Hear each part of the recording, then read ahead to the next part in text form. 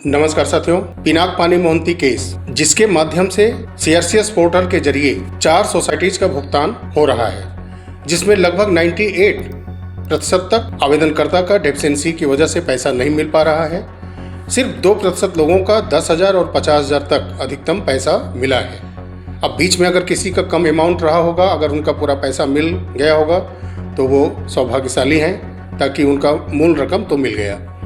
लेकिन जो मई माह में 2025 के 2 आईए पर सिर्फ स्पेशल सुनवाई हुई थी, अचानक उसी आईए पर 11/8/2025 को सुनवाई हुई। फिर उसके बाद एक स्पेशल आईए 174-168/2025, इस पर सुनवाई 18/8/2025 को होनी थी, लेकिन वो भी सुनवाई टल गई, इसलिए कि 5 जजों की संवैधानिक पीठ इंडियन प्रेसिडेंट के 14 सवालों के जवाब के लिए गठित की गई और उस पर सुनवाई कल से चल रही। और ये भी एक बहुत ही जोरदार बहस कोर्ट के अंदर चल रही है। अब देखिए कि इसका फैसला क्या आता है, या ये फैसला लास्ट में सुरक्षित ही रख लिया जाता है, क्योंकि जो 2 जजों की बेंच ने फैसला दिया है तमिलनाडु, पंजाब, कुछ राज्यों को लेकर के, क्या वो फैसला रह पाता है? अगर वो रह जाता है तो वो एक नज़ीर बन जाएगा और उसी को मुद्दा बना करके अन्य राज्य भी हमेशा दावा करेंगे कि मुझे भी अपने राज्य में विधेयक पास कराने के लिए इन केस का हवाला दे करके दबाव कोर्ट पर बनाना शुरू करेंगे। तो बहुत ही महत्वपूर्ण ये बहस चल रही है। देखिए इसमें क्या नतीजा निकल करके आता है। तो पिनाक पानी मोहंती केस 22/8/2025 को सुनी जाएगी और एक केस 20/8/2025 को ही सुनी जानी है, और वो है राजेश चंद्र हजेला वर्सेज सहारा इंडिया परिवार।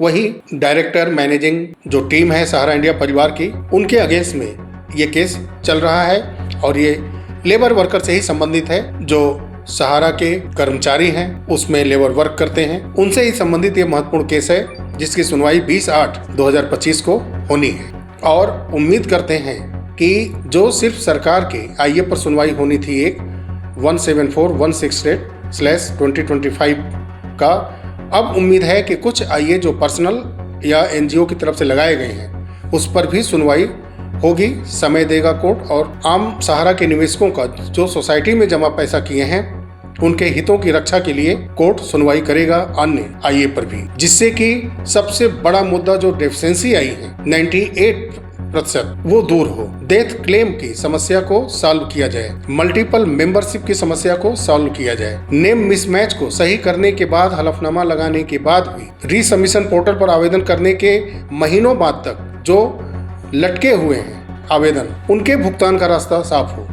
ऐसी उम्मीद हम 22/8/2025 के पिनाक पानी मोहंती केस की सुनवाई में करते हैं। अमाउंट की लिमिट बढ़नी जरूरी है, कम से कम 2 लाख तक करना चाहिए, और 2 लाख के नीचे जिनका पैसा पूरा जमा है, उस पैसे को पूरा सहारा के निवेशकों को वापस किया जाना चाहिए। ऐसी उम्मीद हम करते हैं कि इस सुनवाई में कम से कम ये तो हो जाए। 50,000 बहुत ही कम लिमिट है, कम से कम 2 लाख हो जाए, ताकि उसके नीचे के जो जमा करता है उनका मूल रकम तो मिल जाए, कुछ एक आर्थिक स्थिति सुधरने की उनके घर में माहौल बन जाए। इस सरकार से बहुत उम्मीदें हैं, क्योंकि पहले के इतिहास में अगर हम जाएंगे तो कोई ऐसा सरकार पोर्टल लेकर के अभी तक आई नहीं है, चाहे वो दबाव में लेकर आई हो या स्वेच्छा से लेकर के आई हो। आंशिक ही सही भुगतान तो हो रहा है, नहीं तो कंपनियां लूटती हैं, लूट करके भाग जाती हैं, पता भी नहीं चलता। कुछ केस जरूर कोर्ट में चलते हैं, लेकिन नतीजा नहीं निकलता। चाहे वो पीएसीएल का कुछ पैसा जो आंशिक 20,000 रुपए के रूप में लोगों को मिल रहा है, और उस अमाउंट को भी बढ़ाने की बात हो रही है। तो सरकार शायद अपने देश के वोटरों से डरती है, इसलिए वो प्रयास करती है कि लोगों का भुगतान हो, लेकिन उसमें काफी ज्यादा संवैधानिक अड़चन आती है, क्योंकि डाटा जो भी कंपनियां सहारा सहित पैसा जमा कराई हैं, अगर वो डाटा सरकारी संस्थाओं को उपलब्ध नहीं कराएंगी तो पैसा पूरा कैसे मिलेगा? पैसा भी बहुत कम है, 24,000 करोड़ अगर पूरा जमा होता है, और उसमें जो ब्याज बनते हैं, जैसा कहा जा रहा है कि 40,000 करोड़ की लिक्विडिटी सहारा के पास है कैश में, तो इतने से तो पूरा भुगतान सबका नहीं हो जाएगा। लेकिन सोसाइटीज के मूलधन अगर वापस करने जाएं तो काफी ज्यादा लोगों को राहत मिल सकता है। तो सरकार निवेशकों के लिए और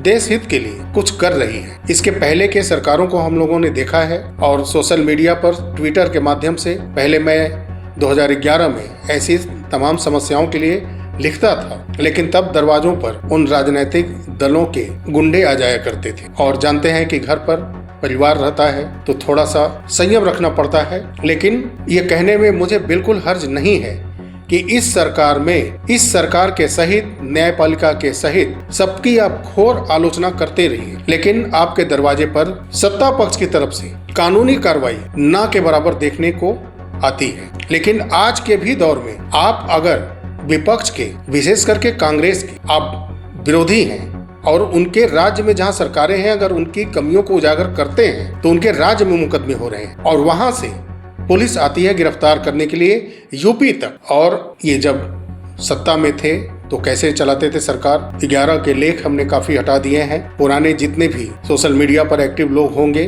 वो जानते होंगे। और आज भी सत्य सनातन के नाम से एक चैनल है, अजीत भारती जी का चैनल है, कई केस वो झेल रहे हैं। कांग्रेस के सरकार के किए गए केसों को पुलिस उनके दरवाजे तक पहुंचने की कोशिश की, गिरफ्तार करने की कोशिश की, अन्य राज्यों में भी जाकर के गिरफ्तार करने की कोशिश की, केस चल रहे हैं। अभी हाल ही में डीडी न्यूज के दो बड़े पत्रकार अशोक श्रीवास्तव जी और एक पत्रकार है, नाम मैं मिस कर रहा हूं, उनके ऊपर भी कई मुकदमे कर दिए गए। तो राज्य में जहां इनकी सरकारें हैं वहां पर ये संविधान के पूजा करने वाले जो लोकतंत्र में अभिव्यक्ति की आज़ादी की बात करते हैं, फ्रीडम ऑफ स्पीच की बात करते हैं, ये लगातार मुकदमे पर मुकदमे किए जा रहे हैं। जबकि आप सोशल मीडिया पर, यूट्यूब पर, न्यूज चैनल पर लगातार आप देखते होंगे, आप सत्ता पक्ष के तरफ से बात को रखने वाले सुनने वाले हों या विपक्ष की बात को मानने वाले सुनने वाले हों, लेकिन ये सारे चैनल आपके सामने आते होंगे, यूट्यूबर्स सामने आते होंगे कि कितना खुल करके वो सत्ता पक्ष का विरोध करते हैं। लेकिन क्या उनकी गिरफ्तारियां हुई? क्या उनके ऊपर कोई इतना बड़ा केस किया गया ताकि वो या उनके परिवार के लोग विचलित हो जाएं? किया गया सत्ता पक्ष की तरफ से? या पूरे भारत के अंदर कितना भी वहां का माहौल अराजक हुआ हो, दंगे फसाद हुए हो, किसी राज्य की सरकार को बर्खास्त किया गया है? तो ये है परिवर्तन, ये होता है फ्रीडम ऑफ स्पीच और रियल डेमोक्रेसी।